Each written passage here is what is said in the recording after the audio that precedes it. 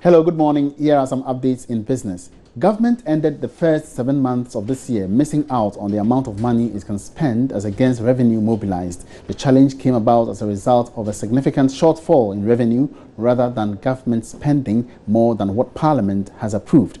But as George Riafe reports, the development could have some serious implications for the economy.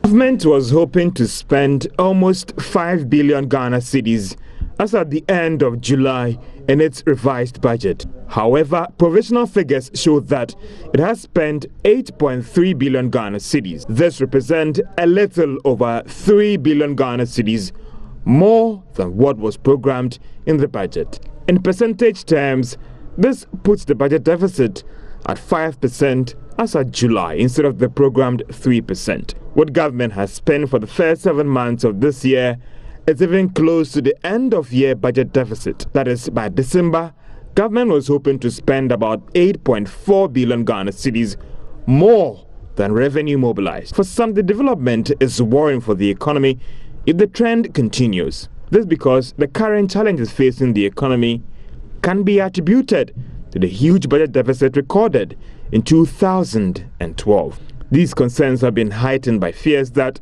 there could be some overruns, especially in this election season, which could worsen the situation. Some are even calling for serious expenditure cuts to quickly deal with the situation. But a source close to government is insisting that they will not get close to what happened in 2012. The source argues that government expects revenue to pick up to close the budget deficit gap to ensure that it ends the year on a good note when it comes to the budget deficit. Managing Director of GASSEM, Morton Gard, has called for a stringent quality standard policy to regulate cement importation into the country. According to him, other neighboring countries like Cote d'Ivoire and Nigeria with such quality standards don't allow other countries to enter their cement industry. In an interview with Joy Business, he added the absence of the required standard in Ghana is undermining the capacity of local manufacturers to export. But many are saying you can also export your product to other countries, other West African countries. They don't allow export. Nigeria don't allow export of cement into their country, but they take advantage of the ECOWAS protocol and the liberal scheme in Ghana to export to our country. It's not a fair trade, it's not a balanced trade. But you see, the other countries are doing what is right. We mentioned here today Ivory Coast, where first of all they have a proper testing of cement. Cement requires 28 days of testing to ensure that it has the final strength which is required. In Ghana, we don't do that.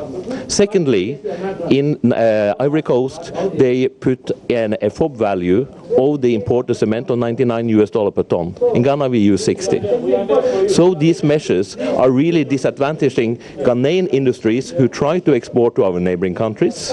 At the same time, we allow a free flow into our country, undermining employment in Ghana, undermining tax paying in Ghana, undermining the use of local raw materials in Ghana, and slowly but certainly undermining the economic base of Ghana.